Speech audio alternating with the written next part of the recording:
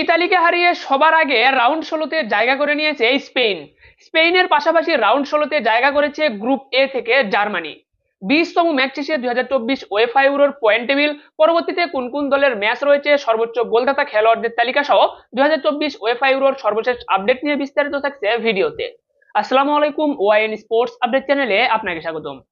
আজ 21 জুন শুক্রবার 2024 ওয়েফা ইউরোতে দিন তিনটি ম্যাচ অনুষ্ঠিত হয়েছে, যেখানে দিনের প্রথম ম্যাচে ইতালিকে 1-0 গোলের ব্যবধানে হারিয়েছে স্পেন। এরপর দিনের দ্বিতীয় ম্যাচে স্লোভেকিয়াকে 2-1 গোলের ব্যবধানে হারিয়েছে ইউক্রেন। এরপর দিনের তৃতীয়তম ম্যাচে পোল্যান্ডকে 3-1 গোলের ব্যবধানে হারিয়েছে অস্ট্রিয়া। তো অস্ট্রিয়া ও পোল্যান্ডের মধ্যকার ম্যাচ দিয়ে ওয়েফা ইউরোর 20তম ম্যাচ শেষ হয়েছে।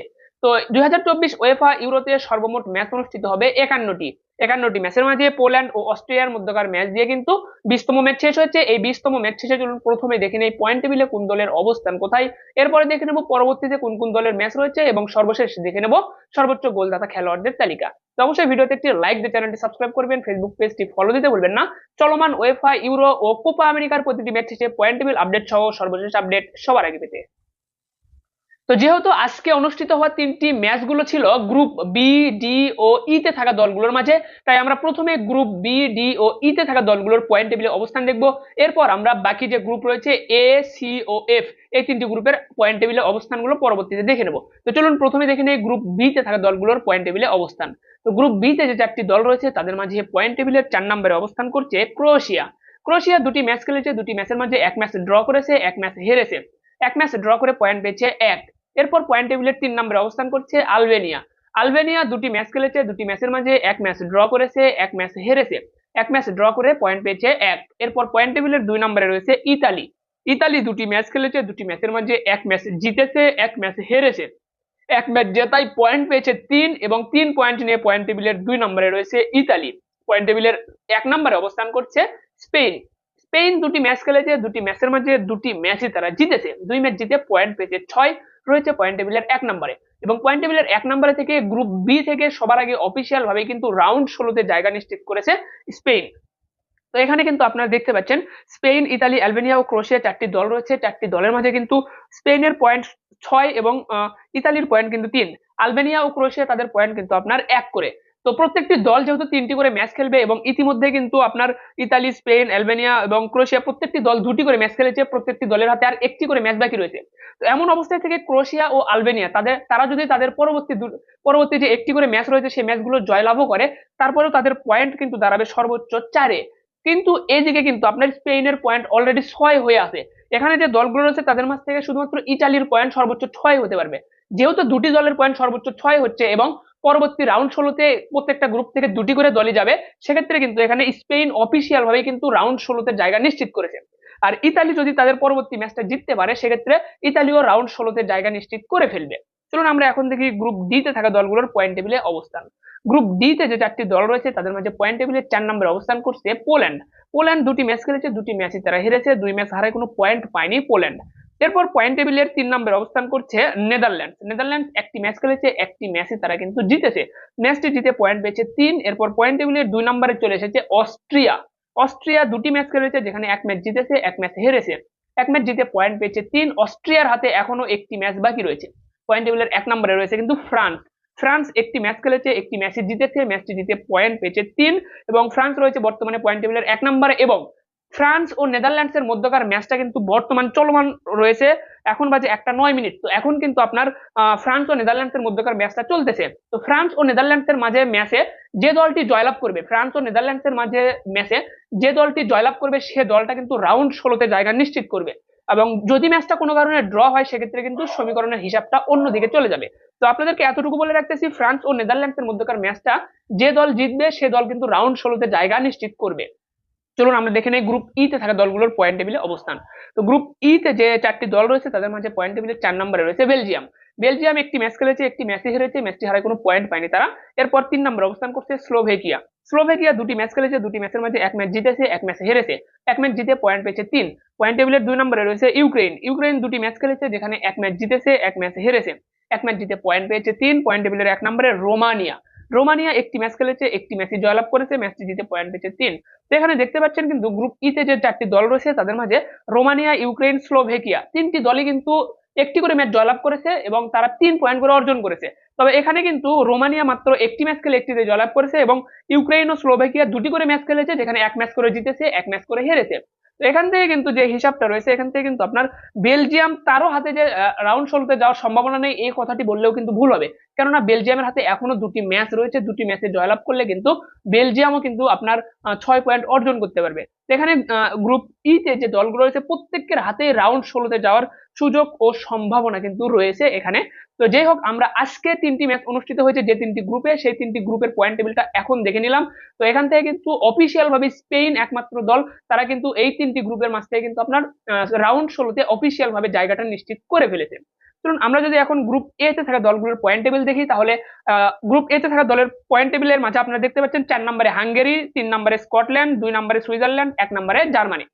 তো এই যে দলগুলো রয়েছে প্রত্যেককে দুটি করে ম্যাচ খেলেছে, দুটি করে ম্যাচ খেলার পর হাঙ্গেরি দুটি ম্যাচে দুটিতেই হেরেছে, কোনো পয়েন্ট পায়নি হাঙ্গেরি। এরপর 3 নম্বরে থাকা স্কটল্যান্ড, তারা কিন্তু দুটি ম্যাচ খেলেছে, এক ম্যাচ ড্র করেছে, এক ম্যাচ হেরেছে। তো এক ম্যাচ ড্র করা স্কটল্যান্ড পয়েন্ট পেয়েছে 1, অপরদিকে সুইজারল্যান্ড দুটি ম্যাচ খেলেছে, যেখানে এক ম্যাচ জিতেছে, এক ম্যাচ ড্র করেছে, পয়েন্ট পেয়েছে 4। পয়েন্ট টেবিলের আপনার 1 নম্বরে জার্মানি, তারা দুটি ম্যাচ খেলেছে, দুটিতে জয়লাভ করে পয়েন্ট পেয়েছে 6। তো এখানেও কিন্তু আপনারা দেখতে পাচ্ছেন যে এখানে কিন্তু আপনার জার্মানি ও সুইজারল্যান্ড এই দুটি দলের কিন্তু ভালো একটা সম্ভাবনা রয়েছে। সেখান থেকে জার্মানি অফিসিয়াল ভাবে কিন্তু আপনার রাউন্ড ষোলোতে জায়গা করেছে, কেননা দেখতে পাচ্ছেন যে প্রত্যেকটি দল দুটি করে ম্যাচ খেলেছে এবং প্রত্যেকটি দলের হাতে আর একটি করে মাত্র ম্যাচ বাকি রয়েছে। এখান থেকে স্কটল্যান্ড যদি তাদের শেষ ম্যাচটা জয়লাভ করে তাদের পয়েন্ট হবে সর্বোচ্চ 4, অপরদিকে হাঙ্গেরিও যদি তাদের ম্যাচটা জেতে সেক্ষেত্রে পয়েন্ট হবে সর্বোচ্চ 3, আর সুইজারল্যান্ড যদি শেষ ম্যাচ জেতে সেক্ষেত্রে সুইজারল্যান্ডের পয়েন্ট হবে সর্বোচ্চ 7। তবে দুটি দল ব্যতীত অন্য কোনো দলের কিন্তু আপনার সুইজারল্যান্ড ও জার্মানি ব্যতীত অন্য কোনো দলের পয়েন্ট কিন্তু সর্বোচ্চ 6 হতে পারতেছে না। আর ইতিমধ্যে যেহেতু জার্মানি পয়েন্ট 6 অর্জন করে ফেলেছে, যার কারণে কিন্তু অফিসিয়াল ভাবে জার্মানি আপনার রাউন্ড ষোলোতে জায়গাটা নিশ্চিত করেছে।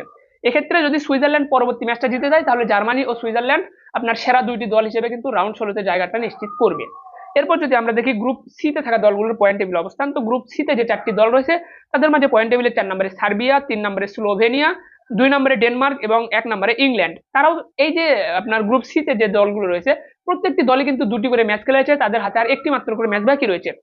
তো এখান থেকে কিন্তু সার্বিয়া একটি ম্যাচ ড্র করেছে, স্লোভেনিয়া তারা কিন্তু দুটি ম্যাচই ড্র করেছে, 2 ম্যাচ খেলেছে, দুটি ড্র করেছে।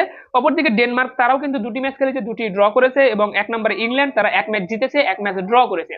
তো এখান থেকে কিন্তু ইংল্যান্ডের পয়েন্ট 4, তো ইংল্যান্ডের পয়েন্ট 4 হলেও কিন্তু ডেনমার্ক, স্লোভেনিয়া তাদের পয়েন্ট কিন্তু 4 অতিক্রম করা সম্ভব, এবং এই যে সার্বিয়া রয়েছে তাদেরও কিন্তু পয়েন্ট 4 হওয়া সম্ভব। এখানে আপনার নির্দিষ্ট ভাবে কিন্তু বলতে পারবেন না যে ইংল্যান্ড বর্তমানে 4 পয়েন্ট আছে, 4 পয়েন্ট নিয়ে ইংল্যান্ড আপনার রাউন্ড ষোলোতে অফিসিয়াল ভাবে জায়গা নিশ্চিত করেছে, এই কথাটি বললে কিন্তু ভুল হবে, কেননা প্রত্যেকটি দলেরই কিন্তু 4 পয়েন্ট হওয়া সম্ভব। তাই এক্ষেত্রে কিন্তু আপনি জার্মানি বা স্পেনের মতো হিসাব মিলিয়ে বলতে পারবেন না যে তারা অফিসিয়াল ভাবে জায়গাটা নিশ্চিত করেছে। তো এখানে কিন্তু হিসাব নিকাশ রয়েছে যে ডেনমার্ক, স্লোভেনিয়া, সার্বিয়া, ইংল্যান্ড প্রত্যেকের পয়েন্ট কিন্তু 4 হওয়া সম্ভব, এবং এক্ষেত্রে কিন্তু ডেনমার্কের পয়েন্ট ও স্লোভেনিয়ার পয়েন্ট কিন্তু 4 অতিক্রম করে যাওয়া সম্ভব, তাদের পয়েন্ট কিন্তু আপনার এখান থেকে 5ও হওয়া সম্ভব। যাই হোক, দেখা যাক 3টি করে ম্যাচ খেলার পরে কিন্তু আপনার গ্রুপ সি তে থাকা দলগুলোর পরবর্তী রাউন্ডের হিসাব নিকাশটা চূড়ান্ত হবে। চলুন এখন দেখি গ্রুপ এফ এ থাকা দলগুলোর পয়েন্ট টেবিল অবস্থান। গ্রুপ এফ এ যে 4টি দল দেখতে পাচ্ছেন সেখানে 4 নম্বরে জর্জিয়া, 3 নম্বরে সাজেশিয়া, 2 নম্বরে পর্তুগাল, 1 নম্বরে তুর্কি প্রত্যেকেই একটি করে ম্যাচ খেলেছে, এবং প্রত্যেকে একটি করে ম্যাচ খেলার পর 4 নম্বরে থাকা জর্জিয়া ও সাজেশিয়া তারা একটি করে ম্যাচ খেলেছে, একটি করে ম্যাচই হেরেছে, কোনো পয়েন্ট পায়নি এই দুটি দল। এবং 1 নম্বরে রয়েছে তুর্কি, 2 নম্বরে পর্তুগাল, এই দুটি দল একটি করে ম্যাচ খেলেছে, একটি করে ম্যাচই জয়লাভ করে 3 পয়েন্ট করে পেয়েছে। তো যেহেতু এই গ্রুপ এফ এ থাকা দলগুলো মাত্র একটি করে ম্যাচ খেলেছে, তাই তাদেরও হিসাব নিকাশ কিন্তু এখনো চূড়ান্ত নয় যে তারা আপনার রাউন্ড ষোলোতে জায়গা পাচ্ছে কিনা। তো এটা ছিল কিন্তু আপনার প্রত্যেকটি গ্রুপের আলাদা পয়েন্ট টেবিল। তো এছাড়াও কিন্তু আরেকটি আলাদা পয়েন্ট টেবিল রয়েছে, যেখানে আপনার প্রত্যেকটা গ্রুপের পয়েন্ট টেবিলের তৃতীয় স্থানে থাকা দলগুলোর যে একটা অবস্থান, সেখানে কিন্তু 6টা দলকে জায়গা দেওয়া হয়েছে। এই 6টা দলের মাঝ থেকে কিন্তু আপনার আবার 4টি দলকে আপনার রাউন্ড ষোলোতে জায়গা দেওয়া হবে। তো চলুন আমরা এখন সেই পয়েন্ট টেবিলটা দেখে নেব। তো প্রত্যেকটি গ্রুপের যে পয়েন্ট টেবিল, সেখানে পয়েন্ট টেবিলের 3 নম্বরে যে দলগুলো রয়েছে তাদেরকে নিয়ে কিন্তু এই তৃতীয় স্থান নির্ধারণ বা তৃতীয় স্থানে থাকা দলগুলোর যে আলাদা একটা পয়েন্ট টেবিল, এই পয়েন্ট টেবিলের কিন্তু 6 নম্বরে অবস্থান করছে গ্রুপ এফ এ থাকা আসা দল সাজেশিয়া, তারা একটি ম্যাচ খেলেছে, একটি ম্যাচই হেরেছে, কোনো পয়েন্ট পায়নি। তারা 5 নম্বরে অবস্থান করছে গ্রুপ এ থেকে আসা দল স্কটল্যান্ড। স্কটল্যান্ড দুটি ম্যাচ খেলেছে, দুটি ম্যাচের মাঝে এক ম্যাচ তারা ড্র করেছে, এক ম্যাচ ড্র করে পয়েন্ট পেয়েছে এক। এরপর কিন্তু 4 নম্বরে অবস্থান করছে গ্রুপ বি থেকে আসা দল আলবেনিয়া। আলবেনিয়া দুটি ম্যাচ খেলেছে, দুটি ম্যাচের মাঝে তারা এক ম্যাচ ড্র করেছে, এক ম্যাচ হেরেছে। এক ম্যাচ ড্র করে তারা পয়েন্ট পেয়েছে এক, এবং স্কটল্যান্ডের যে আপনার গোল ব্যবধান, সেই গোল ব্যবধান থেকে কিন্তু এগিয়ে রয়েছে আলবেনিয়া, যার কারণে আলবেনিয়ার অবস্থান 4 নম্বরে, স্কটল্যান্ডের অবস্থান 5 নম্বরে। এরপর 3 নম্বরে অবস্থান করছে গ্রুপ সি থেকে আসা দল স্লোভেনিয়া। স্লোভেনিয়া দুটি ম্যাচ খেলেছে, দুটি ম্যাচই ড্র করেছে, দুই ম্যাচ ড্র করে পয়েন্ট পেয়েছে 2। এরপর 2 নম্বরে অবস্থান করছে গ্রুপ ই থেকে আসা দল স্লোভেকিয়া। গ্রুপ ই থেকে আসা দল স্লোভেকিয়া, তারা কিন্তু দুটি ম্যাচ খেলেছে, যেখানে এক ম্যাচ জিতেছে এবং এক ম্যাচ তারা হেরেছে। এক ম্যাচ জিতে পয়েন্ট পেয়েছে 3, রয়েছে এই পয়েন্ট টেবিলের 2 নম্বরে। পয়েন্ট টেবিলের 1 নম্বরে অবস্থান করছে গ্রুপ ডি থেকে আসা দল অস্ট্রিয়া। অস্ট্রিয়া দলটি দুটি ম্যাচ খেলেছে, দুটি ম্যাচের মধ্যে এক ম্যাচ জিতেছে, ম্যাচটি জিতে পয়েন্ট পেয়েছে 3, এবং অস্ট্রিয়ার গোল ব্যবধান +1। তো অস্ট্রিয়া কিন্তু স্লোভেকিয়ার যে আপনার গোল ব্যবধান, সেই গোল ব্যবধান থেকে এগিয়ে রয়েছে, যার কারণে পয়েন্ট টেবিলের 1 নম্বরে জায়গা পেয়েছে অস্ট্রিয়া। তো এখানে যে 6টা দল দেখতে পাচ্ছেন, এই 6টা দলও কিন্তু আপনার রাউন্ড 16তে জায়গা পাবে। এই যে আপনার গ্রুপ রয়েছে, এই গ্রুপের কিন্তু পয়েন্ট টেবিলের 1 থেকে 4 নম্বরে থাকতে হবে। 1 থেকে 4 নম্বরের মাঝে যে 4টি দল থাকবে, সে 4টি দল কিন্তু রাউন্ড 16তে জায়গা পাবে। তো মূল যে গ্রুপ রয়েছে বা মূল গ্রুপের যে পয়েন্ট টেবিল রয়েছে, সেখানে 1 অথবা 2 নম্বরে থাকতে না পারলেও যদি 3 নম্বরেও একটি দল থাকতে পারে, যদি 3 নম্বরেও থাকতে পারে এবং 3 নম্বরে থেকে এই যে আপনার পয়েন্ট টেবিল, এই পয়েন্ট টেবিলে অন্যান্য দল থেকে এগিয়ে থাকতে পারে, তারপরেও কিন্তু সেই দলটা আপনার রাউন্ড 16তে জায়গা নিশ্চিত করতে পারবে। তো এটাই কিন্তু ছিল আপনার সর্বশেষ হিসাব নিকাশ, যেটি আপনাদেরকে জানিয়ে দেওয়ার চেষ্টা করলাম। তো এখন চলুন আমরা দেখে নেই আগামীকাল কোন কোন দলের ম্যাচ রয়েছে। তো আগামীকাল আপনার 22 তারিখ, 22 জুন শনিবার। তো 22 জুন শনিবার দিনের প্রথম ম্যাচে ফ্রান্সের বিপক্ষে মাঠে নামবে নেদারল্যান্ডস। ম্যাচটি শুরু হবে বাংলাদেশ সময় রাত 1টায়। তো যেহেতু এখন বাজে আপনার রাত 1টা 19 মিনিট, যার কারণে ফ্রান্স ও নেদারল্যান্ডস এর মধ্যকার ম্যাচটি কিন্তু শুরু হয়ে গিয়েছে। এরপর কিন্তু দিনের দ্বিতীয় ম্যাচ রয়েছে ছাদেশিয়ার বিপক্ষে জর্জিয়ার।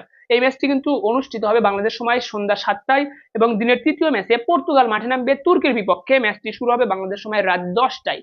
এই ম্যাচগুলো শেষ হলো, আপনাদেরকে আবারও পয়েন্ট টেবিল আপডেটটা জানিয়ে দেওয়ার চেষ্টা করবো। চলুন আমরা এখন দেখে নিই সর্বোচ্চ গোলদাতা খেলোয়াড়দের তালিকা। তো সর্বোচ্চ গোলদাতা খেলোয়াড়দের যে তালিকা, সেখানে কিন্তু 2জন খেলোয়াড় 2টি করে গোল করতে সক্ষম হয়েছে, এবং তারা যৌথভাবে রয়েছেন তালিকার 1 নম্বরে। বাকি যে খেলোয়াড়দের তালিকা বা লিস্টটা আপনারা দেখতে পাচ্ছেন স্ক্রিনে, সকলেই কিন্তু একটি করে গোল করেছে। তো যে খেলোয়াড়রা 2টি করে গোল করেছে, তাদের নামটা আপনাদেরকে বলে দিচ্ছি। এখানে তালিকার 1 নম্বরে অবস্থান করছে স্লোভেকিয়ার খেলোয়াড় ইভান স্করান্স, তিনি 2টি গোল করেছেন। এবং তালিকার 2 নম্বরে অবস্থান করছে জার্মানির খেলোয়াড় জামাল মুসিয়ালা। জামাল মুসিয়ালা তিনিও 2টি গোল করেছেন। তো জামাল মুসিয়ালা ও ইভান স্করান্স, এই 2টি খেলোয়াড় বাদ দিয়ে যে খেলোয়াড়দের তালিকা আপনারা স্ক্রিনে দেখতে পাচ্ছেন, প্রত্যেককে কিন্তু একটি মাত্র করে গোল করেছে। তো একটি করে গোল করা খেলোয়াড়দের সংখ্যা অনেক, যার কারণে প্রত্যেকের নাম আপনাদেরকে বলছি না, এখানে স্ক্রিন থেকে আপনারা কিন্তু দেখে নেবেন। এই ছিল কিন্তু ওয়েফা ইউরোর সর্বশেষ আপডেট, যেটি আপনাদেরকে জানিয়ে দেওয়ার চেষ্টা করলাম। এছাড়াও কিন্তু কোপা আমেরিকার ম্যাচ শুরু হয়েছে। প্রথম ম্যাচে কানাডার বিপক্ষে 2-0 গোলের জয়লাভ করেছে কিন্তু আর্জেন্টিনা, এবং আর্জেন্টিনা কিন্তু জয় দিয়ে এবারের কোপা আমেরিকার মিশনটা শুরু করেছে। তো কোপা আমেরিকার প্রতিটি ম্যাচ শেষেও আপনাদেরকে পয়েন্ট টেবিল আপডেট জানিয়ে দেওয়া হবে। তো ইতিমধ্যে একটি পয়েন্ট টেবিল আপনাদেরকে জানিয়ে দিয়েছি কোপা আমেরিকার। তো পরবর্তী আপডেট পেতে অবশ্যই আমাদের পাশে থাকবেন। ধন্যবাদ সকলকে, ভালো থাকবেন সবাই, দেখা হচ্ছে পরবর্তী ভিডিওতে।